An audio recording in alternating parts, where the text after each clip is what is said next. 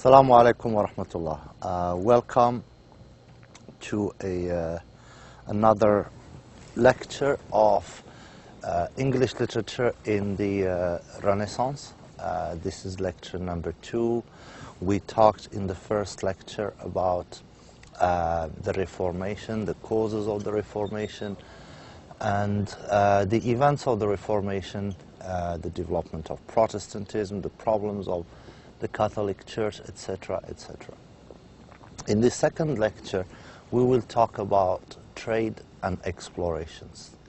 One of the biggest events in that contributed to the development of Renaissance literature and Renaissance culture in general was trade and exploration.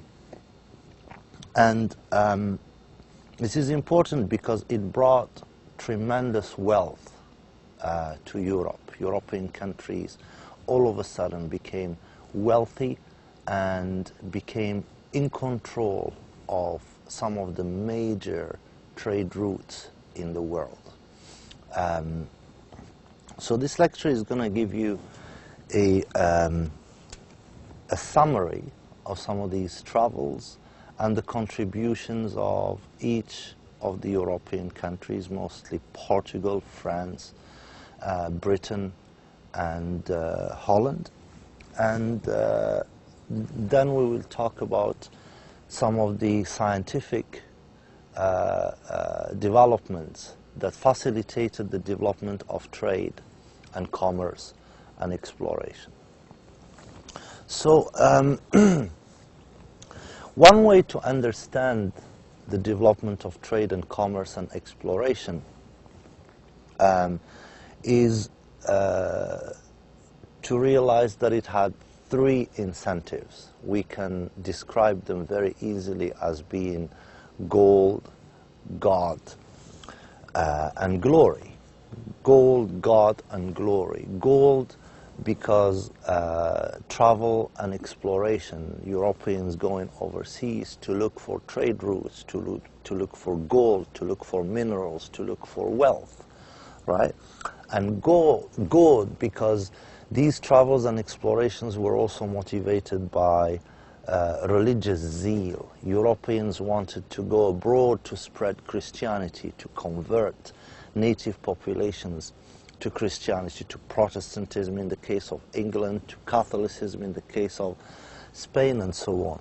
And glory, because travel and explorations guaranteed fame. Fame not only for the people who undertook the voyage and the exploration and the travel, but fame and glory even for his nation, the nation, whether that's France or Italy, and of course these travels were not individual initiatives. Most of the time they were sponsored by monarchs, by kings and states of Europe. So for example, the travels of Christopher Columbus, who was himself Italian, but his travels were sponsored by the king and queen of Spain. The same thing for the British sailors and explorers. So the story of these explorations and travels doesn't start with the Renaissance. It's a little bit older than that. It really starts with the Crusades.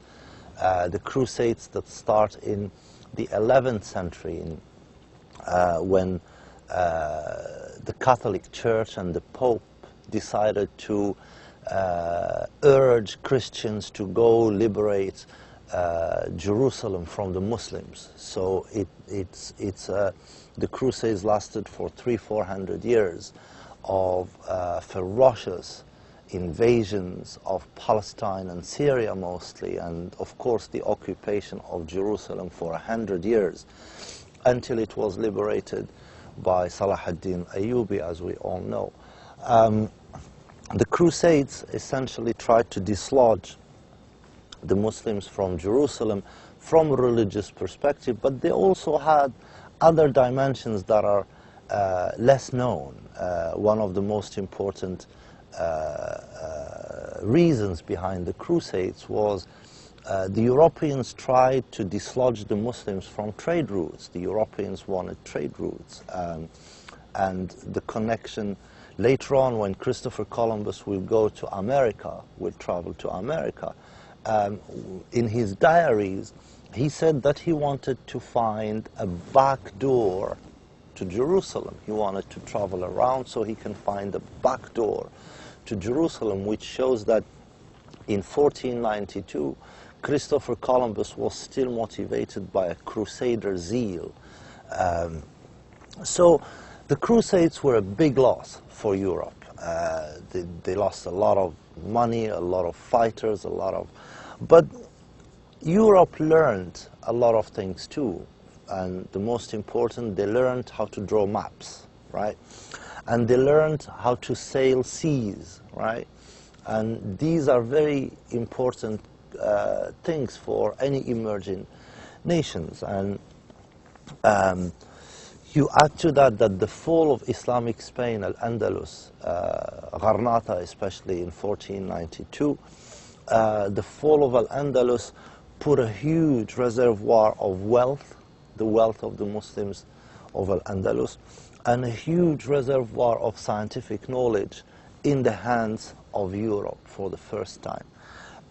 So of course this reservoir of wealth and knowledge will contribute to, the exploration and the travels. Notice also the connection between the Crusades, the fall of Al-Andalus, and the explorations. For example, Granada fell in 1492, and I think the exact month is January of 1492. Columbus went, traveled across the Atlantic and found the Americas in the same year of 1492, the same year Granada fell, but that was in the month of August, so there is a space of 6 months between the fall of Granada and Columbus landing in the Americas. So at this point the explorations began. Al-Andalus has fallen, the Crusades have been a big loss, but also Europe learned a lot from the Crusades, and the explorations begin. Essentially Portugal, France, England and Spain led the exploration and colonization movement and built empires across the Americas, in North and South Americas, and in Africa, Asia and Australia. But essentially it was these states, Portugal, Spain, England and France mostly, that led the exploration and the colonization efforts. Portugal, it was Portugal that led the way. Portugal was a land of experienced sailors and they had traveled the seas before in search of trade for centuries before that. The Portuguese monarch, like Prince Henry the Navigator, he's named the Navigator because of his contribution to exploration work. Monarchs like Prince Henry the Navigator understood very quickly and early on their country's dependence on the sea, right? They depend on the sea, that's where they get their income from, and they eagerly financed exploration and exploration ventures. So very briefly I want to talk about Portugal and Portugal's experience. The Portuguese first explored the west coast of Africa, right? This is the west coast of Africa, and established trade in gold and slave there. So they started looking for gold and buying slaves on the west coast of Africa. Perhaps the most important Portuguese explorer is Vasco da Gama. In 1497, Vasco da Gama sailed around the Cape of Good Hope. The Cape of Good Hope, it's the southern tip of Africa. It's the southern, most southern point of Africa, where South Africa is today. So he sailed around it and continued all the way to India.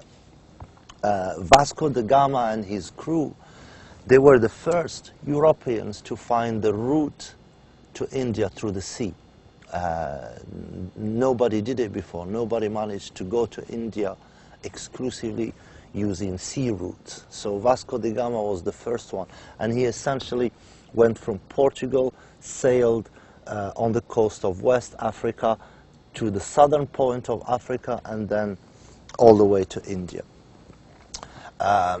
This was very beneficial for Portugal, and it opened Portugal's appetite for further exploration. So then the Portuguese established settlements in Brazil and South America, and essentially looking also for gold and sugar. Portugal was more interested in trade than in taking over land. The Portuguese were not interested in keeping land. They were interested in trade, in finding routes. The land, they didn't want to sit and take care of it or control the native populations. By 1600, Portugal had established trading posts in important coastal areas of Africa and Asia. So in all the important spots on the coast of Africa and Asia, Portugal had very important trading posts already there. And it was very fast becoming the wealthiest and most powerful European nation. Except that Spain was also not far behind. Spain was a very fierce competitor for Portugal. Spain's exploration effort was led by an Italian explorer, the famous Christopher Columbus. In 1492, Columbus reached the Caribbean island, just off the coast of the Americas. He wasn't looking for America. He didn't know about America. Europe didn't know there was a continent behind the Atlantic. Columbus was looking for a route to Asia. He wanted to reach Asia, which was east of Europe, but he wanted to reach it going west. He accidentally found America while looking for essentially a western route to Asia. And of course, Columbus's voyage were a very important turning point in modern history. In 1510, Spain financed the voyage of Portuguese explorer Ferdinand Magellan. Magellan headed south and west, rounding the tip of South America and finally reaching the Philippines after 18 months at sea. So now not only the Europeans have gone south of Africa and circumvented Africa and went all the way to India, but they have done it on the other direction too, by going all the way to southern America and circumventing the southern tip of Southern America and going to the other side to the Philippines. So you can see that the world is becoming small. There is no areas that are difficult to sail, or there's no obstacles anymore in terms of movement, mobility.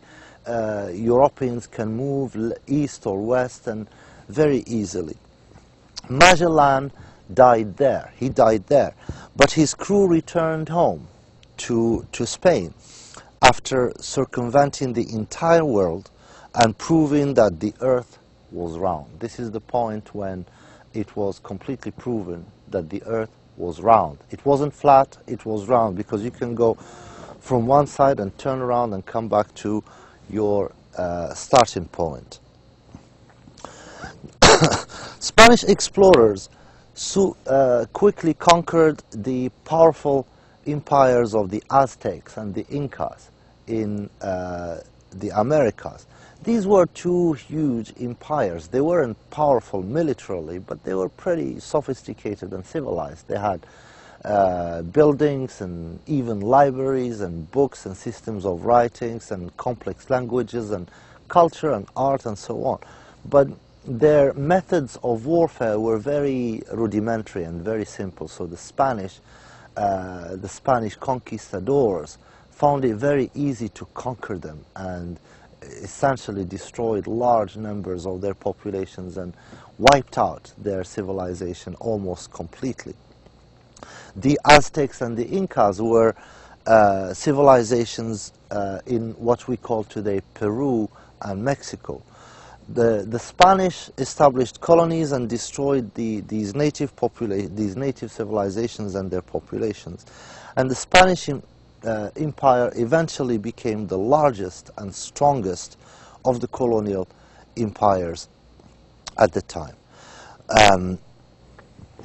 The Spaniards then used the gold and the silver of the Americas and financed military wars to take over Asian trades in spices, silk and clothes. So as you can see, Spain now is taking the lead, becoming the strongest empire and the wealthiest empire in Europe. So there is a fierce competition going on. Also, one thing that was very important and central to the Spanish work of exploration was religion. The Spaniards were very keen on spreading the Catholic religion to the areas that they were conquering. I mean, in terms of the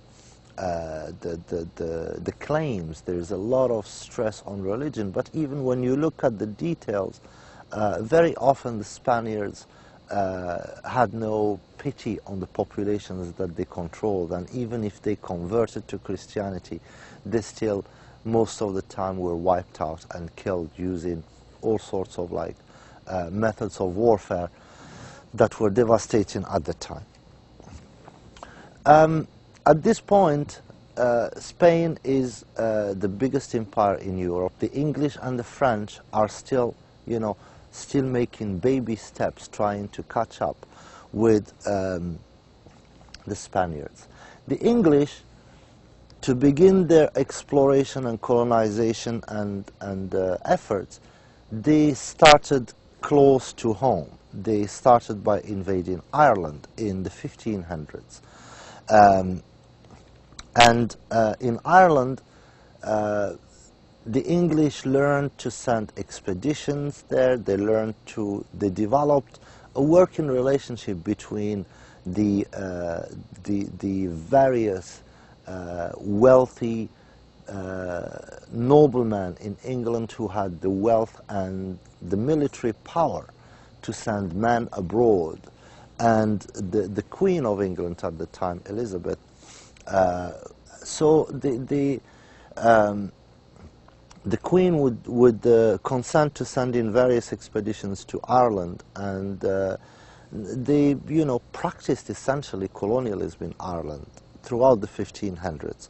In the 16th and 1700s, the English established tobacco plantations in the Caribbean and in the Caribbean islands. So they started with tobacco plantations, and they established colonies along the Atlantic coast of North America. So this is the east coast of America today. The English started by building the Jamestown colony there in the Jamestown plantation on the east coast, and tobacco plantations in the Caribbean. The colonists, the English colonists, were a mix of religious Puritans and pirates and mercenaries. In the 1600s, England chartered the East India Company. And this is a very important method that the European states and European countries used. They would charter a company. For the English, it was the East India Company, to trade in the East Indies, that's India and Southeast Asia. And soon the East India Company established a colonial presence in India. India eventually came under British rule in 1858. But the East India Company was not just a trading company. At some point it governed India and administered India and constituted the de facto government of India. England first explored Australia in the 1600s and established a strong colonial presence there in the late 1700s, after American colonies became independent. So once they lost the American colonies, the English went to explore in Australia. Also, something about the East India Company, it shows how the colonization and exploration effort was not simply a state effort. Most of the time it was wealthy, rich individuals who had the wealth, the money, and the military force. They had fighting men, right? And they could mobilize, for example, 30 ships or 15 ships with fighters and everything. And the government would give them a charter. For example, the King of England gave the Puritans a charter to go colonize North America, and this is how the colonization of North America started. These wealthy men would, pull resources together, 5, 10, 20, 30 of them. They would pull their money together and bring their fighters and forces together, and then the state, the government, would give them a charter permission to go colonize one part of the world or another. At this point, only the French are left behind. The French settled in North America after French explorer Samuel de Champlain. Samuel de Champlain founded the colony of Quebec in today's Canada. So immediately after Samuel de Champlain founded the colony of Quebec, the French started further settlement in North America. Quebec was established as a trading post, essentially a post where, it would be a trading post. They would bring merchandise there, they would ship it back to Europe, and then merchandise would come from Europe, and it would land there, and it would be distributed to other areas of the continent. So that would be, Quebec was a trading post, and from there, further colonization was undertaken. They moved after that down the Mississippi River and claimed the central part of what we call today of the United States, where the United States is today. The French controlled most of the central part of the United States. At this point, there is a rise of what we call mercantilism, mercantile empires. They're empires that trade, right? This is a time before there was industry, before there was most of the economies is based on buying and selling, or growing products, tobacco, cotton, and so on, in one place of the world and selling them in another place of the world. So almost the trade of the world is based on mercantilism. But this mercantilism has developed hugely, tremendously, that there is, fast and complex products being moved east and west at a fast speed. Most of the time, it was the government that sponsored the ventures. The governments would sponsor them, but private partnerships, there would be private individuals that would join their efforts together. They would begin, it's what was called joint stock companies, joint stock. They would join their effort together and create a joint stock company, and the government would sponsor the effort. The reason behind it is that when you pool money together, there is limited liability. It's not just one person who's going to lose everything, but if there is like 30 wealthy individuals who contribute to a mercantile effort or colonization effort, if they lose, then the loss could be divided among the 20, 25, or 30 people, so it would have less of an impact. World trade shifts from the Mediterranean to the Atlantic. This is very important transformation. World trade, before the Renaissance, world trade was concentrated on the Mediterranean. The Mediterranean was the economic center of the world.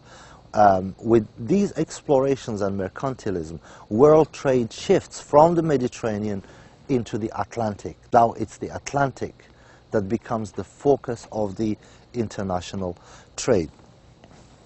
Nations now base their wealth, they count and calculate their wealth on the gold and silver that they have. And it's mostly acquired through mining or through trade. Also, the governments at this point begin to force their colonies to trade only with their parent company, right? So if you're the East India Company and you are sponsored by England, you can't go back and trade with Spain or France. You have to trade exclusively with England. And the same thing for the raw material. All the raw material that you get from these colonies, whether it's cotton, whether it's tobacco, whether if you're an English company, you can't take this raw material and sell it in France. You have to take it back to England. And the reason behind this is to make sure that all the wealth stays within the parent country of that specific company or that colonization effort. So if the English colonize North America, they have to trade exclusively with England. There was a huge social impact to these explorations and this expansion of trade. The population of the world grew exponentially. There is a massive population growth in the period between 1450 and 1650. So in these 200 years, the population of Europe grows from 55 million to 100 million. So in 200 years, the population of Europe doubles. The creation of the world trade at this point is based on what became known as the Columbian Exchange. And this Columbian Exchange, because it's based primarily on the movement within the Atlantic, there is new products that come in, products that were known in some parts of the world and not known in other parts of the world. So for example, there are items that weren't known in Europe before 1492, foods like beets or carrots or cherry or cinnamon, coffee for example, or grapes or lettuce or melon, olive for example, orange, rice, spinach. All of these were not known in Europe before 1492. And there are items that came only from the Americas. They only existed in America, like avocado, for example, only existed in the Americas and only started being imported to Europe after Columbus's voyage. Things like cacao bean, from which we make chocolate, also didn't exist in Europe and only became known after the colonization of the Americas. Same thing for chili pepper, corn, peanut, pineapple, pumpkin, sweet potatoes, tomatoes, turkey, and of course tobacco. And also another huge consequence of the travels and the trade and the explorations is that large numbers of people start to migrate to the New World to colonize it. And the colonies offer immigration opportunities to people in Europe who didn't have prospects of a good life. Now they can go to the Americas and have a plantation or a farm or something like this. The trade and the explorations also created the need for scientific discoveries, and of course it leads immediately, this is the time when we have that's leading to the scientific revolution.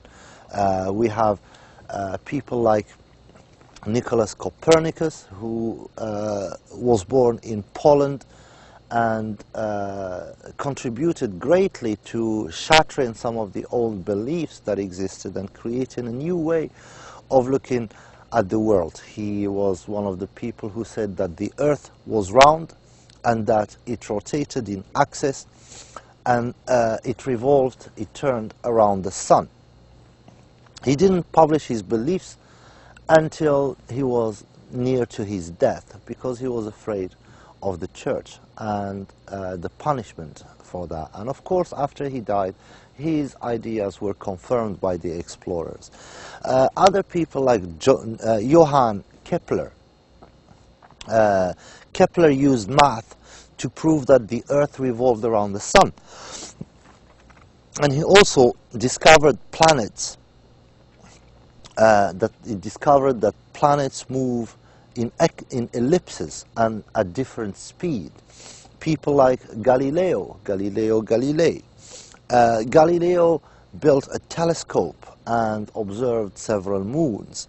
He proved the theories of Copernicus. Copernicus just, when he was close to his death, he published his theories and died, but he wasn't proven right until later on by Galileo. Well, Galileo, famously, as it's famously known, the church forced him to recant his belief. They forced him to take back his belief. Galileo also worked with physics and with motion. Other important thinkers that should be mentioned is Francis Bacon. Bacon was very important in establishing the workings of the scientific method. He was the one who explained how scientific method should work in a systematic fashion, that we reach truth through the use of evidence. It's no more a question of some blind belief here or some blind belief there, but it's a question of, establishing methods, systematic methods of providing evidence and discovering truth. Also worth mentioning is René Descartes, who is known as the father of analytical geometry. And the important phrase of "I think, therefore I am." Descartes essentially questioned the existence of everything, including his own existence, and only realized that he exists when he realized that he thinks. I think, therefore I am. Isaac Newton also is very important in this regard. He was the first to recognize the concept of gravity, the example of the apple falling to the floor, and the concept of gravity towards the earth. He wrote of the laws, principias. They were laws, natural laws, and laws of the universe and galaxies and so on. He developed calculus to study changes in forces or quantities. Also worth mentioning are people like Andreas Vesalius, who recorded the information on the human anatomy, the structure of the human body, and so on. So it's no more a secret there. Of course, they're building on very important scientific work that was done in Al-Andalus by the Muslims in Al-Andalus. But, Europe is developing these methods and internalizing them, in the sense that they are using them in organizing their own societies now. People like Robert Hooke, he used the microscope to study the body and discovered cells. As you can see, the Renaissance was the result, the culture of the Renaissance was the result of economic and scientific developments. These economic developments were the result of wars, essentially, the Crusades and the fall of Islamic Spain, Al-Andalus. So these wars brought wealth, and the wealth was invested in exploration, in further exploration, and travels, which these travels allowed Europe to gain trade routes, to gain control of trade routes, establish colonies, develop trade, build wealth, and the wealth, of course, created a culture of riches, a culture that produced the literature, the art, and the poetry that we will be talking about in the coming lectures. So we have to remember that the Renaissance did not usher in only an age of exploration and travels and literature only. We have to remember that there is winners and there is losers. So the travels and explorations and the scientific age also had losers, and these were the civilizations and the populations whose culture and civilization was destroyed by European travels and explorations. Many nations were destroyed in the areas that came under European control. Some, like the Mayans or the Incas, were very sophisticated communities. They had libraries and books and writings and knowledge and organized system of governance and so on. But they didn't have a system of military defense. So when the Europeans came, although the Europeans were small in number, they had firearms, they had cannons, and in front of these poor populations could not last. The Renaissance also brought in these explorations and international slave trade, also brought in the age of the international slave trade. And millions of Africans were kidnapped, kidnapped in Africa and taken to plantations in the Americas, where they were forced into bondage and servitude. Of course, the impact is not just on the people that are being kidnapped and taken to the Americas. The slave trade impacted Africa in a way that we still see today. It emptied Africa of its population. It created a race for weapons among the tribes on the west coast of Africa, because it became trading in captives became a source of money. So a lot of tribes on the west coast of Africa started raiding each other, taking captives to sell them to the Europeans. And the Europeans would only trade in captives. So for example, if you're an African tribe on the west coast of Africa and all you want is to buy some guns from the Europeans, well, the only money that the Europeans would accept for these guns would be captives. Even if you come and say, well, look, I have money, can I buy some of your guns? They would say, no, you can only buy these guns with captives. So the Europeans fueled the wars between the African tribes, and those wars fueled the slave trade. We shouldn't also forget that mercantilism and this new mercantile world order is laying the foundation of the modern capitalist system, which will get its second huge boost with the scientific and the industrial revolutions.